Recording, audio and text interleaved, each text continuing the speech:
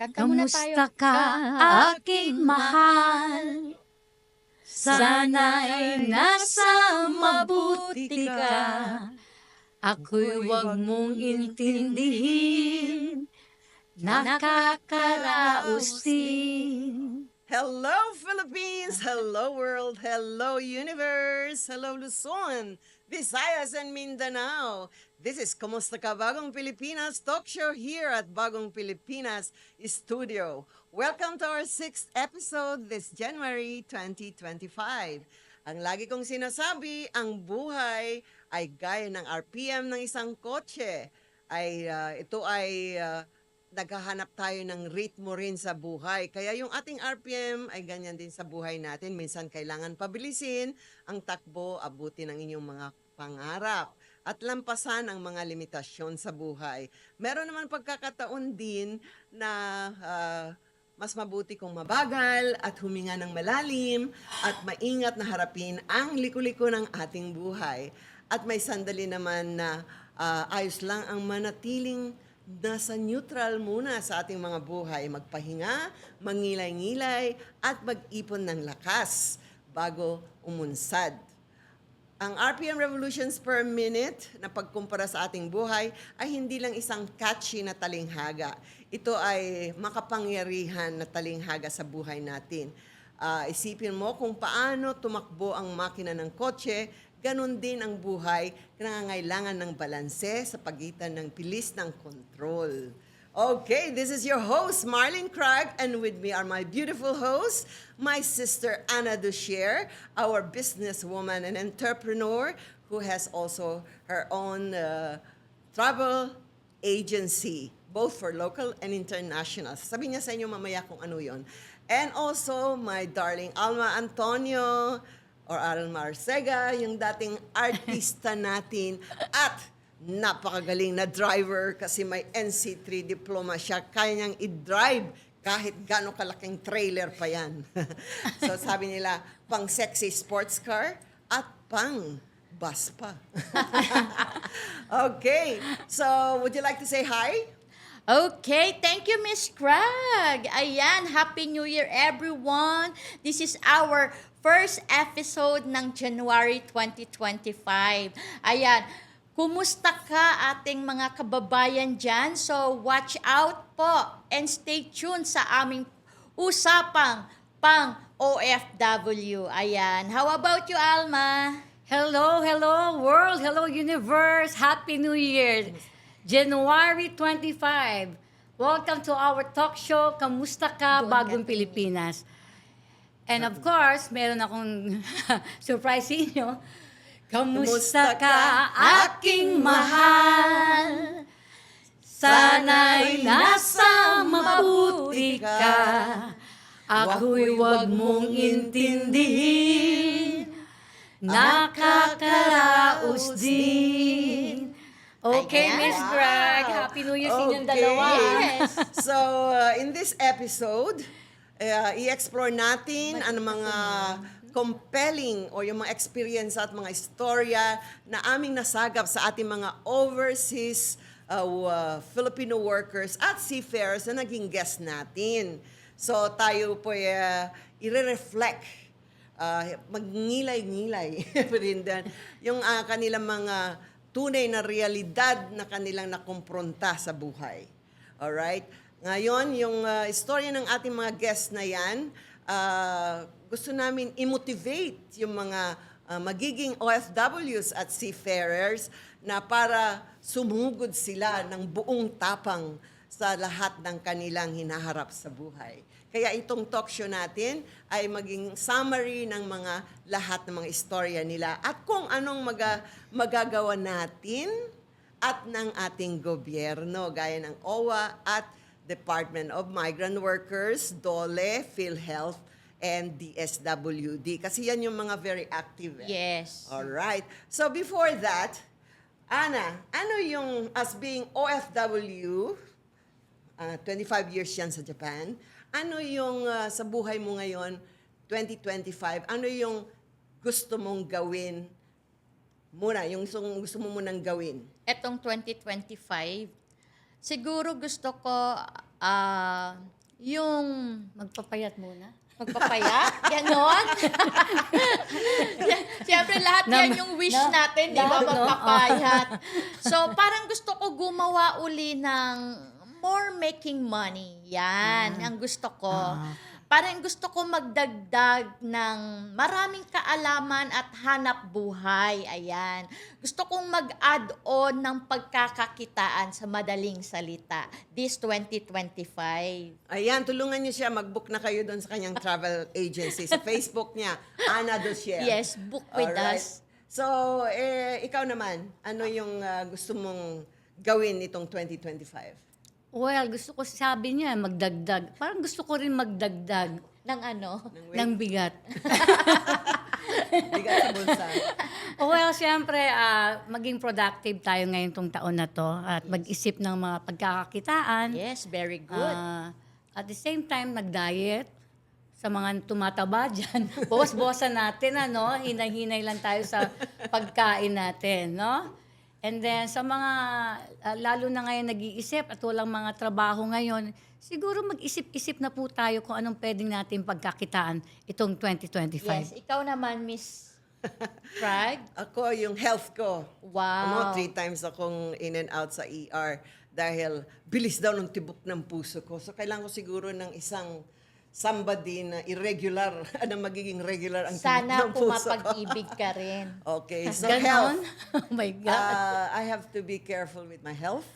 Huwag magpakapagod masyado. So, sabi ko sa sarili ko, sinulat ko sa diary ko, I will only do the things that are very urgent and that are very important. Okay. So, gagawa tayo ng listahan. Yes, Urgent, very okay. important. Important, not urgent. Okay. So, yun ang gusto mangyari. Mag-focus din ako na sana more productive financially wise. Yes, Dapat productive. meron tayong Hashtag goal, no? productive. Oo. Okay. Okay. So, Ayan, yung ano naman yung ayaw mo nang gagawin. Yung sinabi mo, hindi ko na to gagawin. hindi ko na gagawin. Siguro kumain ng marami. Ikaw, ano? Yun Ayaw. nga, yung maging tamad siguro. Huwag nang maging tamad. Wag na maging tamad. Yun. Saka yung, Bawal ang kasi tamad. normally pag na-stress ang tao, kain ng kain eh. Diba? Tapos tumataba tayo. Lalo tayo manghihina. So dapat lahat balanse sa buhay. So, ibabalanse So, mo yung babalanse buhay mo. natin. Kailangan ko ano yung wala sa'yo. Okay, huwag kang mahinaan ng loob. Mag-isip ka kung anong pwedeng maging maunlad ang iyong buhay. Lalong-lalo na itong buong taon na to. Yes. Ayun. Ako, pag-aaralan ko ng hindi na mai-stress. Pwede ba yun? Ano bang nakaka-stress sa'yo, Miss Craig? Meron akong kapatid nag-i-stress sa akin lagi. Na parang i-accept ko na. Yeah. If you Okay. cannot do something about it, Adapt and accept. adapt Yeah. and accept. And then, take things as they are Yeah. and live in the present. Kung ano lang yung kaya kong gawin, gawin ko lang. May Yes. tao bang walang stress? Hindi na-stress? Hindi, may stress lahat ng tao. Yes. Minsan- Kahit baby meron. Minsan pa nga, pag sa pagkain sa menu, na-stress ka nga kung anong kakainin. Anyway, so ito Okay. yung ating mga talking points. Aha. Kasi alam naman natin, mga OFWs natin, may mga issues din yan, concerns, at saka mga kailangan na siguro ng ating government na mabigyan pansin. Pero I must say, I'm so proud na nung tumawag ako sa DMW, Department of Migrant Workers, sa kanilang hotline, ifa-flash namin yan mamaya.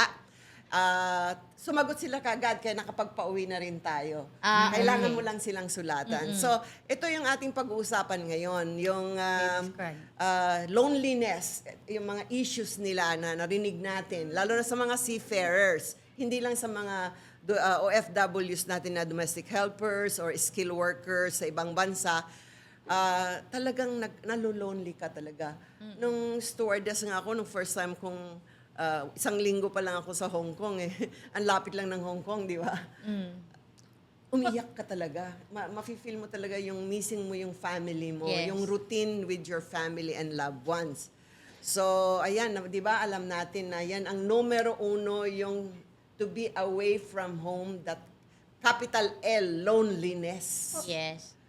Okay. Kasi kaya pag OFW ka, dapat nakahanda ang isip Isip at mo. puso mo. Ako, na advice ko sa mga- malayo ka. Hindi, may narinig ako, yung isang YouTuber, sabi niya, isipin mo kung bakit ka umalis. Umalis. I-focus mo lang yun. Na Oo. umalis ka dahil dyan sa motivation na yan. Kung pera, kasi para mapagamot mo ang nanay mo, mapag-aral mo ang anak mo, at mabigyan ng pagkain ng mga anak mo. Bakit nung nag-abroad ako, nag-OFW ako, wala akong motivation na gano'n na mag-ipon, kung ano yung purpose Sige. ko. Wala. Yeah. Kasi you went there on your own. Yeah. Siguro Yung- bata pa ako no. Oo. Ako rin, OFW ako, pero wala akong naging loneliness na feeling. Lahat ng klaseng bansa na napuntahan ko o klaseng trabaho, hindi ako nakaramdam ng loneliness. Kasi hinanda ko yung sarili ko na trabaho ang punta ko doon. Pero nakakamiss ka ba sa pamilya mo? Siyempre, may mga phone naman, so nakakatawag. Pero wala Pero akong sino loneliness. yung nami-miss mo the most? Mami mo na? Of course, mami ko natural. Pero pag once na umalis na ako sa bahay, kailangan i-motivate mo na ang sarili mo, trabaho, para hindi ka nakakaramdam ng gano'n. Ako namimiss ko pagkain lagi. Pagkain sa Pilipinas, yan ang namimiss ko. O yan. Kita ganyan. naman. Ayun. So anyway, yan ang ating kwan. So, yan ang sabihin natin na focus lang. Focus Kung bakit lang. ka umalis, Yes. kaya mo nang iyak. Iyak Yes, mo yan. focus. It's natural. Dapat ilahughug. Maraming Tagalog, no? OFW na after 1 month, umuwi agad, no? Oo, marami. Oo, Iiyak dahil mo sa lang. lungkot. Sa lungkot. Mga talent ko ganyan eh. Pag inatake sila ng lungkot, Lungkot. ng loneliness, Diyos ko, andyan na yung maraming excuse. Nag-excuse na. May sakit na sila. Ganito, kailangan umuwi. And that means wala talagang Hindi nila sa walang puso. focus. malaking rason na umalis Rason, sila. yeah. Kasi kunwari, yung nanay mo nasa ospital, kailangan mong bayaran yung hospital. Talagang magfo-focus ka. Otherwise, saan sila kukuha ng Yes. pambayad? Yung mga talagang urgent reasons why you are leaving home. Yun yung mga palaban na OFW. Talagang para sa hanap buhay nila. Yeah, para sa minamahal Kahit, nila. kahit Saka- ano pa yung hirap na trabaho na binigay sa'yo, ginagampanan mo, kailangan maging matatag ka. Correct. Yes. Pero minsan, it's easier said than done. Parang minsan, di ba, paano hindi may stress? Ang hirap nga, di ba? Paano hindi maging malungkot? Natural na feeling yan. Pero, how do you do that? Ang ginagawa ko noon, yung lalabas kami ng mga friends ko na stewardess, nagiging busy yung mind ko. Shopping, kahit walang pambili. Kasi usong-uso na mag-shopping sa Hong Kong. Ako yan ang ano ko. Yan ang aking weapon. Shopping talaga. Ako din, saka yung kumain sa labas, tikman lahat ng mga pagkain na kung anong merong pagkain sa kanila. So, yung support system, 6 kami sa flat namin. Flat ang tawag sa condo. So, kukwentuhan. Tapos yung nagsishare kami ng thoughts, feeling mo, na-miss ko nga rin kwentuhan. Then nakalimutan mo na, oras na para lumipad o mag-training ka sa aming airline training that time. So, ang napag-aralan na pansin din natin sa ating mga guests, yung, alam mo, minsan may exploitation talaga. May mga agency pa rin at may mga tao at mga employers na ini-exploit nila. Lalo na sa seafarers din. Hindi lang sa mga OFW, domestic helpers or skilled workers or other OFW sa ibang bansa. So, dapat talaga importante na ma-check ninyo yung mga kontrata nyo sa kumpanya nyo. Diba? Na ito yung mga dapat alamin nila, Alma. Yung Basahin nila ataana. yung mga kontrata nila, no, bago sila umalis. Ipabasa rin sa abogado. Hindi, marami kasing na papakita lang yung kontrata, tapos hindi naman nila binabasa. Oh, parang ako. Ako nagbabasa ako talaga. Ito yung advice ko. Punta po tawagan niyo po yung hotline ng DMW, Department of Migrant Workers. Meron po silang lawyers. Kung gusto niyo, punta po kayo sa opisina nila at ipabasa niyo sa mga lawyers nila pag kung di nila tama ba naintindihan. yung mga kontrata niyo. Lalo na dapat andun ang medical care. Dapat kasama yan. Gaya ng mga domestic helpers, di ba? Pag napansin nila hindi sila sumunod sa kontrata, dapat saan sila lalapit, di ba? Department of Migrant Workers, may hotline po sila. Okay. So, gusto mo bang i-flash na natin? Ito po yung mga hotlines ng Department of Migrant Workers. Kung sa akala nyo kayo inaapi, gusto niyo umuwi, gusto niyo magpa-repatriate, or may sakit kayo at hindi niyo kayang magtrabaho, tawagan lang po itong mga hot numbers. Okay. So nakikita niyo po yung mga hotline numbers. Okay, yung hotline numbers na yan, Yan kung taga Makati ka, all you have to do is dial 02. Kung PLDT, 02, Metro Manila, may 8 pa eh. oo. Ano nga yung pag-landline? Yan, naka-flash po dyan. Walang cellphone number na naka-flash, okay? Tignan po natin dyan. Ngayon, may mga choices po kayo. Meron po sa legal, repatriation. Basta kahit kung anong numero po yung inyong na-dial dyan. Kung nasa international kayo, lagyan nyo lang ng plus 63. 63. 632. Please, 6328. O kaya pag sa Pilipinas, may 02 or 8, no? Yeah. Patawag nyo na lang sa mga kamag-anak nyo, tumawag dyan sa DMW. Yes. Kung ano yung mga problema nyo dyan sa, kung nasaan man kayong bansa. I-google nyo na. Kasi meron din silang Facebook. Department of Migrant Workers. Yung may check ha, na blue. Meron din sa Google. I-google nyo yung Department of Migrant Workers.gov.ph. Ayun, makikita nyo kagad naka-flash yung mga hot numbers nila. Hotline numbers. Yan, maganda rin yan sa mga seafarers. Lahat po na OFWs and seafarers. Ilagay nyo na po yan sa phone nyo, no? Para pag may mga emergency, at least pwede na kayong makatawag agad. Sasagutin nila kayo kaagad. Ako nga, ang bilis. Lalo na sa OWA din. May hotline din yung OWA, di ba? Na-try mo na, Ms. Craig? Yes. Kasi Okay. tinanong ko yung 20,000 na balik Pinas, balik hanap buhay. Okay. Na pag ayaw mo nang bumalik as a domestic helper, Or OFW. OFW, pwede na kayong pumunta doon. Na ano ba yung mga sinasabi kong dalhin mo? Yung sa Balik Pinas, Balik Hanap Buhay, cash assistance from 5,000, 15, 20 ata yun. Paano ka maka-avail? No? Okay. So, how to avail that? Dapat active member ka ng OWA. Kasi kung mga 1 to 2 years ka lang active pa, hindi ka nila i-assist doon sa cash assistance Ganon? na yan. Kahit naging OFW Oo, ka na? kailangan siguro 5 years, more than 5 years. Naku, paano yun? i-assist Wala ka pa akong nila. 5 years. Dapat, Sinabi nila yan? yeah. Tapos, dapat umuwi kayo ng Pilipinas for good yung mga binibigyan ng cash assistance. May tanong ako. For example, ako nakatapos lang ng isang kontrata, bumalik ako, nung pangalawa ko, hindi ko natapos. So, wala. Wala kang assistance. Hindi, Alis ako pero- ulit. Pag hindi kayo nakatapos ng kontrata sa abroad, madi-disqualified kayo dun sa ina-applyan yung Pero cash naging assistance. naman ako, nakatapos ako ng mga iba pang, like for example, mga ibang contract na OFW as a Japan noon, or ito rin nung nasa Qatar ako, natapos ko naman yung 2 taon. Hindi, kailan ang parang usapan dito, kailan ka nagpa-member sa OWA? Since then, when I started, Still naging ako. currently, valid pa yun. Oh, yeah, valid pa yan, ako. tinanong ko yung tungkol kay Miss Alma. Sabi ko, katatapos lang niya from Qatar. Umuwi siya kasi namatay ang mami niya, sabi ko sa OWA. Tapos, ayaw niyang bumalik kasi may mga kaunting harassment doon sa husband side ng amo niyang babae. So sabi niya, okay. Sabi niya, kuha lang siya ng barangay certificate na nagre-reside ka sa address na Sa yan. address. And then siyempre nakita nila yung pangalan mo eh. Andun yung pangalan nakita niya. pangalan ko? Na member ka pa ng OWA. Ng OWA. And then yung Updated government ID mo, isang government ID. At tapos yung copy ng passport nyo. Okay. Yung passport pangalan nyo, di ba? Yung front side. Tapos yung departure and latest arrival. Ayun lang. And then punta na kayo sa office ng OWA o magsulat. Yes, Magsulat may kayo, email sila. mag-email. Ang email address nila? Yung OWA Cares. OWA OWA, Cares. OWWA.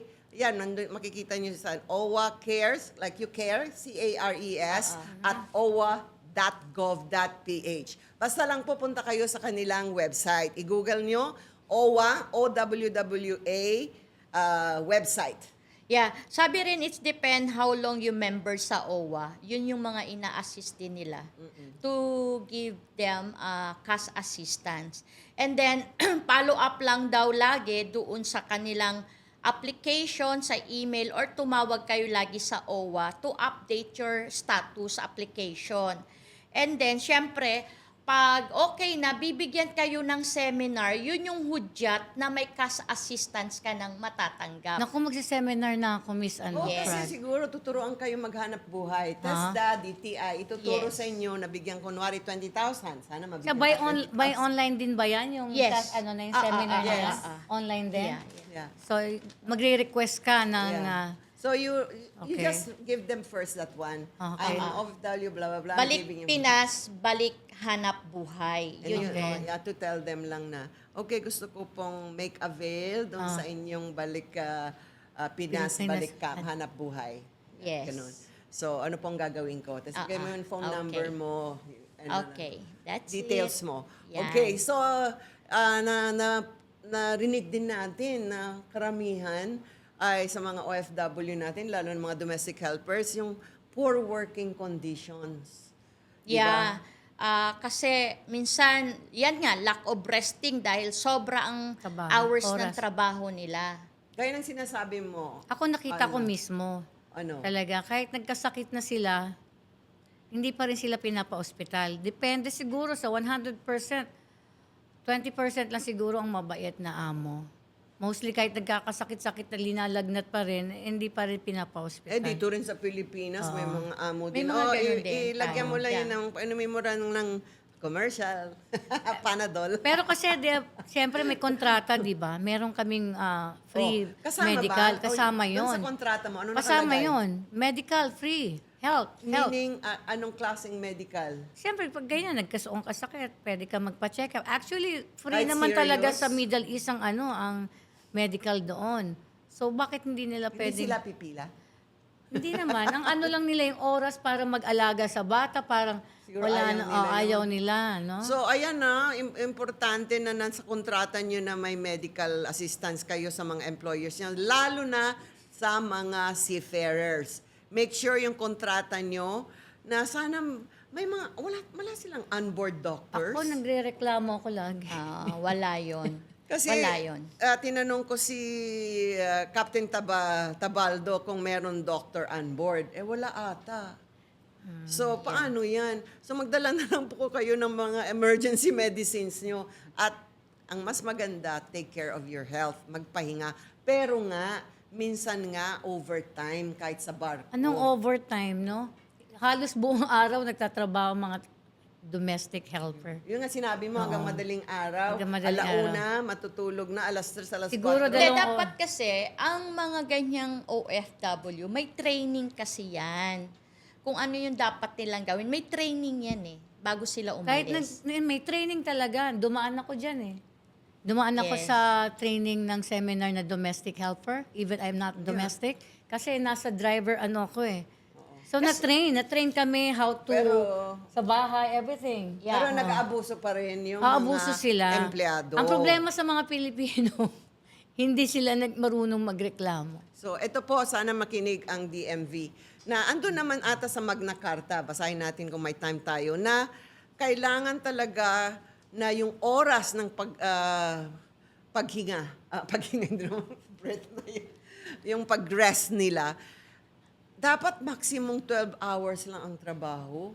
O kaya, di ba, 10, overtime 12, pero wag nang umabot ng more than that kasi kailangan din ng 12 to 14 hours rest ang isang tao. Yes. You know? Yes, that's- Pero talagang marami nag-apuso. Sabi nga ni Captain Tabaldo, di ba, minsan, you Alam mo cannot bakit? help it. Sa tingin pero ko minsan na-overwork Mm. sila kasi undermanned sila. May opinion lang ako, kaya siguro minsan inaabuso ang mga kapwa nating mga Pilipino, no? Kasi sa liit ng salary ng mga domestic helper, $400, Oh. parang bang siyempre sa isip nila, hangol na hangol to sa $400, no? Kaya parang inaabuso. Para sa akin, hindi naman dapat bigyan ng ganun kababa ang sweldo ng mga katulong. Talking about that salary pala, sana makinig ang DMV at OWA. Bakit hindi natin gawing 30,000 ang isang housemaid? Eto. Wag meron- 20,000. 20,000 is too small. Oh, Hindi sila too small. makakasave Pwede na para yun sa dito sa sarili nila. Pilipinas. And they cannot even buy supplements, vitamin Yes. supplements para sa kanila. At pagkain, di ba? Minsan, ayaw nila yung pagkain ng mga amo nila. Imagine kung ibigay nila 20,000, ibigay mo sa pamilya mo yung 15,000. Yeah. kulang eh. Paano yung Kaya 10 pangkain years wala mo? silang uwi. So I think 30,000 would be a nice minimum wage. 30,000 pesos equivalent para yung 10,000 itago para sa kanila, para i-savings nila at para sa emergency rin nila pag nasa ibang bansa sila. Huwag lahat binibigay sa pamilya. Yeah. Okay? Ngayon may nilabas ang DMW na bagong patakaran papunta sa Kingdom of Saudi Arabia. Ito ay maganda, no? Sa binuksan nila ngayon, lalo na sa mga babaeng OFW. Ayan. Ang tawag dito ay Residential Support Works sa Kingdom of Saudi Arabia. Skilled Saudi. visa pala ang tawag dito. So, ngayon, hindi sila pareho ng DH or domestic helper. Visa. So, yeah, iba to, residential support worker. Dito sa DMW, bagong labas nila yan ng Saudi Arabia. So, hindi sila yung nag-aalaga ng bata. No. Ito ay maganda kung ayaw mo ng may amo. Wala silang On call. amo dito ha, dito sa sinasabing By project residential lang sila, by project. support worker. Or on call. Ngayon, On call. yung mga ano diyan, cleaner. Sabihin natin, cleaner, kahit anong cleaner. Janitorial services. Yes. Pwede kayo maglinis ng 2 ng hours. mansyon, ng bahay, 4 ng hours. hotel. By Katapos hour. uwi na. Yes, and then uwi na by Sa hour Amerika. din 'yon. Oo. Pag lumagpas ka dun sa hour, syempre may, May extra payment Yes. yun. So may Kapag ganon. incentive sila. Ngayon may sarili silang bahay. Syempre mamamasahe sila, 'di ba? 'Yun ay provided naman ng company doon sa Na nag-hire Saudi. sa kanila. Yes, yan ang magandang trabaho ngayon sa Saudi Arabia. Kaya pala yung ladies friend and gentlemen. ko, yung friend ko nag-aral siya ng maging masus. You know, tapos nakita ko siya sa Facebook, Mahal ang nag-aaral siya ng ano ba yung skilled work na yung Paghinang? paglinang, Hinang, oo. o paglinang Ah, at saka kasi kailan din yan eh. Ah. Nakita ko siya. So kasi mataas ang sahod din yan kasi mabibase sila sa Dubai eh. Yes. Or- So, on call kayo sa work na yan. Kasi dito marami na rin sa Pilipinas yung mga O cleaning saan sila houses. pwede mag-apply niyan? So, search nyo doon sa DMW Sa po. DMW. Doon po kayo mismo Pumunta. magtanong sa agency ng DMW. O may nagtanong sa akin Yan. yung Grab kanina, gusto daw niya maging trailer driver. Kaya lang, kailangan niya ng NC3 diploma mo, sinabi ko nga. So sabi ko, punta siya sa TESDA. Kung gusto niya maging bus driver, truck driver, and trailer driver, punta lang kayo sa TESDA at magkaroon kayo ng NC3 para maging professional driver po kayo. Ngayon, yung sinasabi natin na skilled worker, marami pong ino-offer ang TESDA. Kaysa maging domestic helper kayo, magkuhan na lang kayo, pati babae, pwede At saka open ngayon ang Maglinang. Japan for factory worker. So, napakarami. Diretso lang sa DMW at hingiin nyo yung direct hiring ng mga companies. May listahan po sila lahat ng mga nangangailangan ng direct hiring. Yes. That's the best and the safest. Kunin nyo lang yung hot number, makipag-appointment kayo at hingiin nyo punta po tayo yung mga trabahong pwede nyong pasukan na instead lang na domestic helper. At saka ito rin, sabi ko maganda maging seafarer. Sabi ko kung may pinag-aralan ka naman, naka-college, kasi minsan may mga college graduate naging domestic helper doon, di ba? Oo. Sa ibang bansa. Pati na lang kayo maging seafarer. Pero it's very hard job. Yung nasa barko ka, risky job din siya yon. Pero bakit ang dami naman nabubuhay? At yung mga kaibigan ko nga, mga high school friends ko na naging Yeah. kapitan sila at mga engineer at saka kung ano man, Pero hindi ang kasi, yayaman nila, ang ganda ng buhay pero hindi nila. lahat kasi sumasakay ng barko katulad Kaya ko. nga, minsan nahihilo. Pero that's another choice for you to consider. Mag-aral kayo ng housekeeping. Ayan, ang TESDA nagbibigay ng housekeeping. Yeah. Bartending, Yeah. maganda rin ang No, sahod yes, ng mga so. bartender sa seafaring Seafaring. or sa cruise ships Cruise nila. So basta punta lang po kayo sa Department of Migrant Workers sa mga DMW. direct hiring kasi nasa kanila lahat ang Dating listahan ng mga POEA. kumpanya na nangangailangan ng trabaho sa seafarer job at saka sa skilled jobs ng OFWs at saka domestic helper direct hires. Ayan, yung financial instability. Alam natin yung ating trailer na naging guest, di ba? Na 18 years sila. Yes. Yung isa, okay yung buhay. Pero yung isa, kawawa. Kasi, ayun, di ba, nanghihingi sana siya na makapagtrabaho siya. Sana, pwede pa rin tulungan siya. Kahit na, kasi 18 years, bumalik siya ng Pilipinas, Ilan taon na ba siya? mag-59 si Kuya. Ah, Di ba? Yung isang okay. Kuya, yung Gusto yung pa niya guest magtrabaho. natin. No, nag-grab na ngayon. Hindi na sila pwedeng ibalik doon kasi competitive yung trail driver. You have to be young, 35. Yeah. Ang hinahire nila. Hindi na sila pwede. I think yung mga ganyan, pwedeng bigyan sila ng ganyan yung 20,000 na Yeah. pangkabuhayan. No? Yeah, Assistance siya, siya. ano yun, qualified siya dun. So, tawagan ko nga si Kuya. Okay. So, gusto ko nating sabihin sana sa OWA o sa ating DMW, kung sino man ang in charge sa pagpapaalis ng ating mga OFW. Sa pre-departure pa lang, dapat may training. Hindi lang yung training paano magsalita ng langwahe nila. Apparently, TESDA, they teach them or they basic Arabics o kung punta sila ng Middle May mga East and pidos na English. sinasabi. Yeah. Pero yung also yung financial knowledge. Dapat, kasi I want to tell them na I always leave some money for you. Yes. You know, wag lahat ibigay sa pamilya. Kasi pag nabaldado po kayo, may nangyari po sa inyo, nagastos na po yung mga pinapadala nyo. Kayo naman po ang kawawa. Nabibigyan ko rin sila ng advice ng ganyan. Kasi sabi nila, ang sagot nila, kulang pa nga yung pinapadala, yung sahod That's why nila. nga sinabi ko, 30,000 Kulang. dapat eh. Kasi napakakulang ang 20,000 pesos para sa may 4 na anak. Hindi yun mabubuhay. Kaya sana mabigyan talaga ng assistance ang mga nag-abroad, lalo na yung matagal na panahon na nagstay sa ibang bansa. Sana Yun na lang mabigyan siguro, sila ng assistance. balik Pinas, balik Pero, hanap buhay na I yun. think, lalo na pag yung marami silang sinisilbihan at nag-overtime sila hanggang 1 o'clock, ay dapat $600. Ito rin, no, para sa mga I think more than OFW na umuuwi, kasi napanood ko siya sa isang platform na social media. Umiiyak po siya.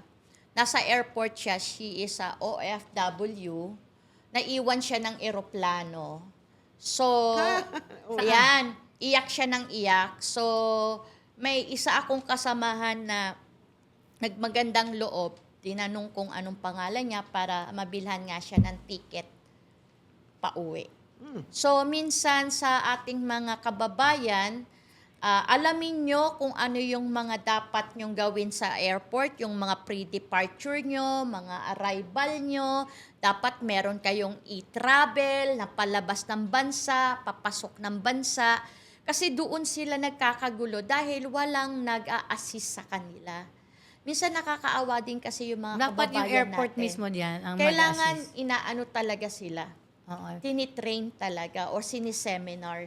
Kasi ang dami sa airport Ang ng dami mga sa- Pilipinong lalo ng mga OFW. Sa walang airport sa ibang bansa na. Yes. So that's why Kawawa. nga, I would like to tell OWA or DMV na sana merong isang diplomat representing DMV and OWA na andun na para, how would you call this, pag-arrival na ng mga OFW, andun sila na Dito sa airport natin, meron tayong nakaabang na OWA. nakaabang. Na ano Sa ba, Ben? e-travel, yes, Na- meron. Na-experience mo ba? Na-experience ko Bibigyan na ka yan. pa nila ng lunch pack. Hindi na, kasi Hindi sinundo pa. mo na ako agad. Ay, Kaya, Sa departure ba yan or arrival? sa arrival, oo. Wow, Oo, talaga. Meron dyan parang VIP lounge para sa mga OFW. Sana andun din sa ibang bansa. Sa arrival nila, dapat meron doon sa Yun ang salubong. wala. Ito pa pala. Kailangan yung magkaroon ng SIM card. Sa mga agency na kumukuha sa inyo, mga domestic helpers for as OFWs, hingi na po kayo ng kasama na po sa gastos yung pagkuha sa inyo na bigyan kayo ng SIM card. Oo. Ang SIM card pala is worth from 400 pesos to 700 pesos, sabi ng OWA. okay. Kausap ko sila. Anong country yan? Kahit anong country. So, ranging from 400 pesos, 700 pesos Wow, na SIM meron na card. palang ganon. Ikaw, paano ka nagka-SIM card? Bumili ako. Saan? Saan? Sa tindahan. Huwag kang ganyan. Kasi you cannot can't buy it here. You have to buy it in the country Yes, where you're going. when I got there, Yeah. Oh, yeah? of course, bumili ako. May tindahan The doon sa store. airport. Yes, pabili po. No. Kidding aside, how did you get your SIM card in Qatar? Bumili nga ako.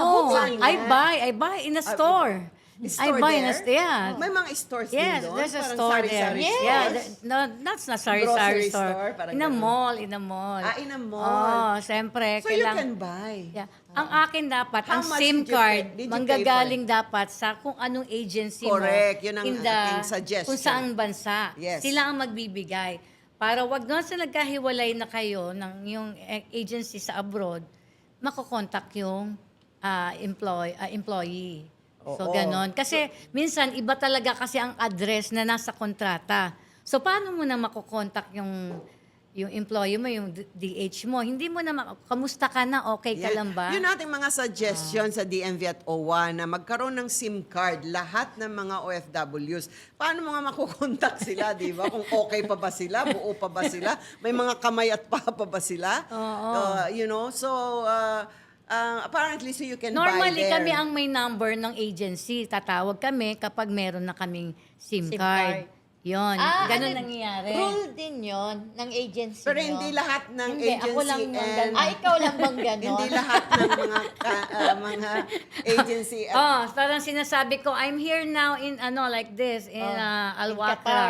Pero I'm not my address here is not the same. So sinasabi ko. At least sabihin mo. Sinasabi ko dapat maging ganun sila. Kasi yung nakalagay kontrata mo, ibang address. Yes.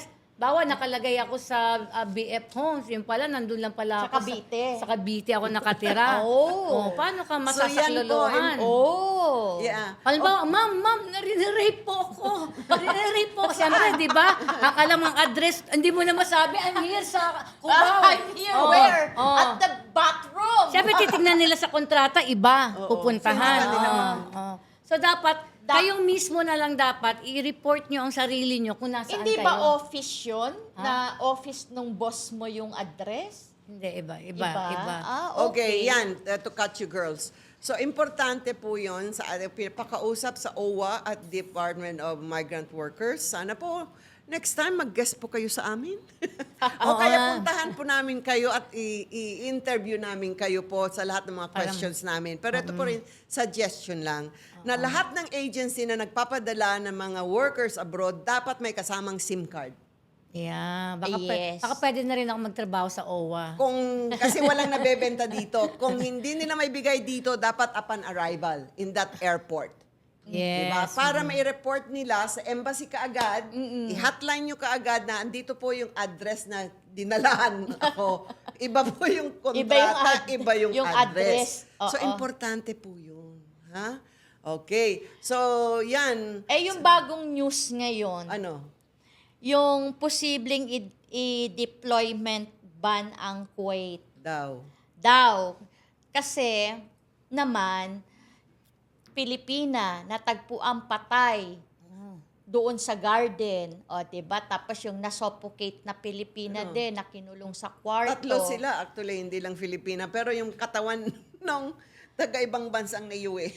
Alam mo yun? Mga kababayan, pumili naman tayo ng mga lugar na, maraming bansa naman na pwede nating puntahan. Kuwait is good, pero parang lagi siyang nalaline sa deployment ban. Oo. No? Oo. Okay. So, punta tayo ng Hong Kong, Japan, Oh, Korea, So, Korea, hindi, saan pa? Taiwan. Taiwan. Malaysia. Yes. Sa akin, on my opinion, kahit saan bansa ka pwedeng pumunta, kailangan talaga maging matatag ka. Saka alam mo kung ano yung karapatan mo. Kasi kahit ako, dalhin niyo ako sa Kuwait, walang mangyayari sa akin. Sila may mangyayari sa kanila. Kailangan dapat alam mo kung ano yung mga karapatan mo. Correct. Lumaban ka. Yeah. Kasi iba, siyempre, nare-rape ka na. Pero hindi ka nagre-reklamo. Natural, mare-rape ka. Kung budyagin mo kaagad yan, hindi ka mare-rape. Di ba? Oo, nasa tao rin yan minsan. Kaya si Alma, kung Oh, diba? saan napupunta. Kasi ako, matapang po ako eh. Yung marami talaga sa akin nagtangkang mang-rape sa akin. Doon Siyempre, sa hindi, pero hindi matutuloy. May mga idea ko. Ayoko May naman sa... strategy ka. May strategy ako. May strategy ako Oo. para mawala yung gana ng lalaki. So dapat maging wise kayong mga babae. Once na pumunta kayo sa mga maraming manyakis. Ganun yun. Kahit naman sa Pilipinas, Hard marami talk. din naman eh. Hard Yeah. talk. Horse, Okay. no? So, ito pa, yung ating mga may emotional health concerns. Hindi na mga Yan, seafarers. yan problema Pero din. pati mga domestic helper. Ngayon, tanong ko sa OWA at Department of Migrant Worker, meron ba silang hotline? Yun din ba yung hotline na pa rin ang tatawagan para sabihin, nalolokaret na po ako, please i-rescue me? Sa palagay ko, no? May mga Tanungin ko ganyan nga uli din. ng DMW. Kasi yun lang ang hotline eh.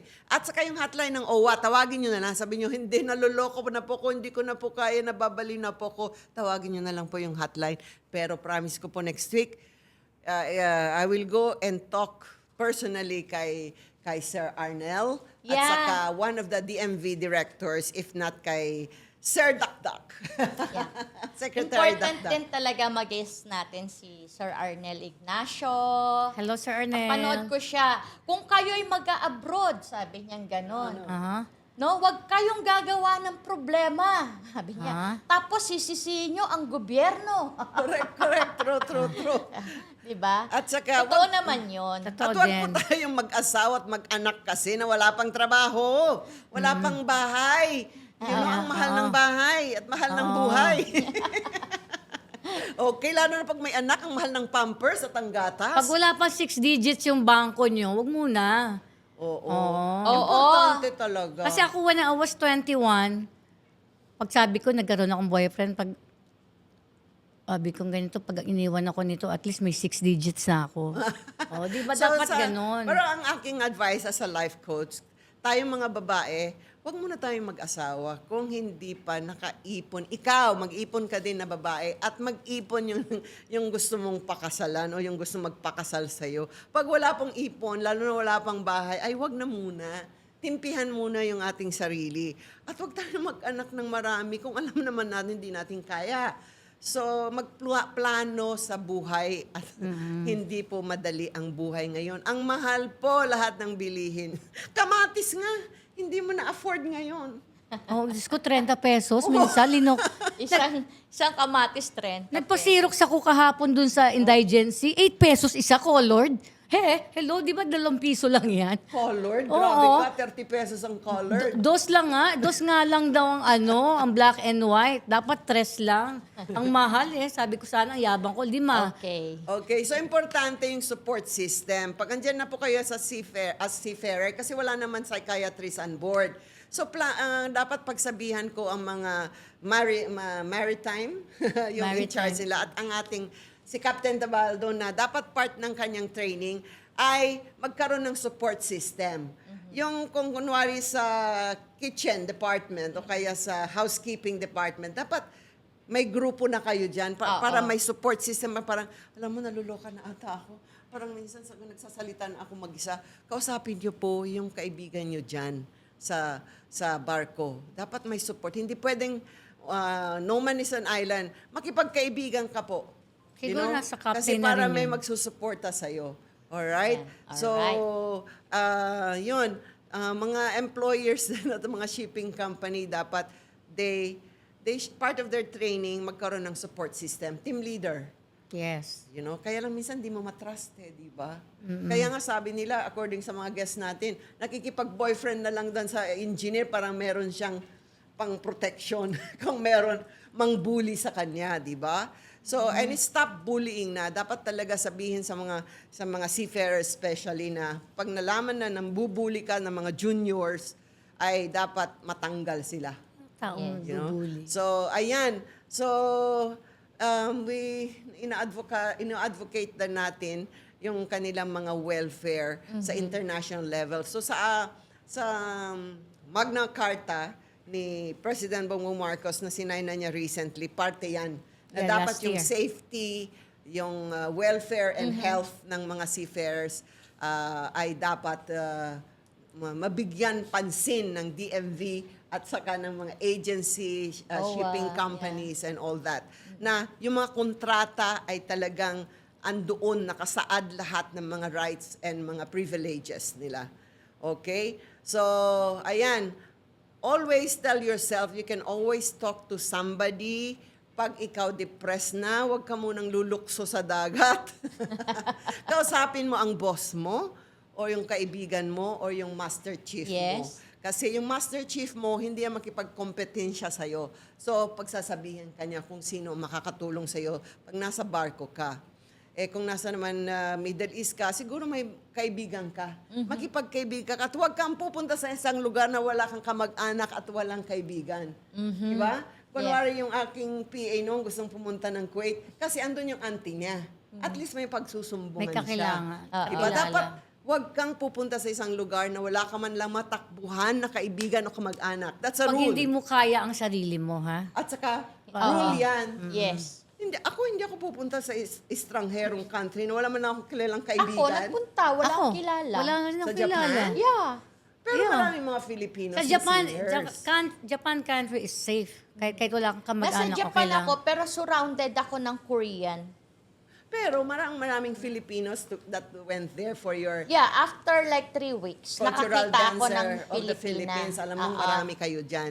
So, ayan. Ako nasa Japan ako nun, pero surrounded ako ng mga yakuza. Iba talaga ito. So, yan yun ang mga na pag-aralan natin, ano, na Okay, konti na lang ang ating oras para... okay. So, ayan. So, sa mga working sa cruise ship, sa mga shipping companies, ayan, okay naman ang buhay doon. Meron kayong entertainment, may wifi silang provided. So, pag yung sa cruise ship, di ba? Kung pala, you get to see many other people kasi tourist Yeah, cruise ship siya. masaya So, eh. maganda magtrabaho sa cruise ship. So, pero yung other one is the cargo. Yung cargo lang talaga. You know? Yun. So, may free internet, may sarili kayong kwarto. Ngayon, dapat meron tayong hotlines, free hotlines to call when they feel distressed mentally. Yun May lang talaga yung Sa barko sinasabi ba, ko ano? paulit-ulit pag depressed at may Meron anxiety din palang sila. wifi, di ba? So, So, may- they can contact their Yun, family. ito pong question namin sa DMV at OWA at saka Okay. sa Maritime na dapat meron tayong psychiatrist on board or the general doctor on board or a counselor Counselor, on life board. coach, Ang tawag oo. sa mga general doctor, yung family doctor, mas maganda pa kasi pinag-aaralan na rin ang basic psychiatry eh. Or a good counselor or coach. Okay? So, ayan. So, yung sa Magna Carta, sa next week na lang po, pag-usapan natin, dapat, how do you call this, yung guest natin ay talagang taga seafaring Yes. company, si Captain Yeah. Davaldo at yung mga guests niya. So, importante, take care of yourself, mag-vitamin supplements po kayo. Sana po yung mga companies na mga lalo sa seafaring, magbigay na sila ng mga vitamins sa mga mga seafarers kasi hindi nila bibilhin yan. Yeah. Kasi magiging kuripot yan. Pero it's important kasi kailangan nyo ng supplement yan kasi hindi presko yung mga kinakain nyo dyan sa barko, frozen na yan. So, ayan, okay. no? So, make sure yung insurance policies nyo, yung benefits nyo, you are well compensated. So, yan ang lagi nyo tingnan sa kontrata nyo. At you have to buy extra insurance. Ganda. You know, kasi pagka kayong mayayaman kayo sa malaking sahod ng seafarers, so, kaya nyong bumili ng another health insurance. health or Life. insurance or investment insurance. Maglaan kayo ng $100, $200 na Yes. pwede nyong kikita to ng after 5 years or 10 years para pag nag-retire kayo, may pera extra kayo. Yes. Kasi pag hindi na kayo nakabalik, wala na rin pupunta sa inyo, papasok sa inyo. Yun. Yan yung ating mga So, pwede isa natin. pa, yung mga entertainer na gustong maging OFW, papuntang Japan, we are hiring po sa mga group dancer na bound to Japan. You can contact me, message nyo ako from 21 years old to 30 years old po. Group dancer po ang kailangan ko. Ayan. Anytime po, you can contact me para sa inyong mga audition. Yan lang po. Just look for Anna Dozer po. Thank you. Ayan. Okay, ayan na. Ako naman, hindi ko kukontakin yung mga pupunta ng mga Middle East, no? So, okay, magpasalamat na No, tayo ngayon. And one more thing po. So, yung mga gusto rin pumunta ng abroad, you can contact me also. I have travel and tour po, local Ayan. and international Yes. flights po. Pwede ko po kayong ma-assist sa inyong mga flight para hindi po kayo ma-scam. Lalong-lalo na po ang ating mga OFW na mga umuuwi at papunta. Just PM lang and message me po. Yes. Para hindi po kayo Ana ma-scam. Dozer. Thank you. Comment lang po kayo. Comment. Ayan, mag-save po kayo. Lahat ng ating mga OFW yung kabayan, importante mag-save kayo para sa sarili nyo. Huwag kayong umasa sa mga pinapadala nyo kasi minsan wala na po. So save, save, save, and take care of your health. And Yes. make sure yung kontrata nyo na sabihin nyo rin sa amo nyo, may day off kayo. Everybody needs a day off in a week. And also, wag 24/7 ang trabaho. Dapat at least maximum 14 hours ang trabaho. Yes. Lahat pahinga that's na. true. Pag hindi yan po, i-report nyo Binigay na namin yung hotline number, so doon po kayo tumawag. doon at saka i-google nyo DMV. Oo. DMW. DMW. Okay. Okay? Ayan. So, ayan. So, sana lahat po tayo ay lumaban lang. Stay strong and go lang sa ating mga goals sa buhay, lalo na kung ito'y paghahanap buhay. Hello, thank you so much. Goodbye. Please follow our Kamusta Ka Bagong Pilipinas. This is Alma Antonio.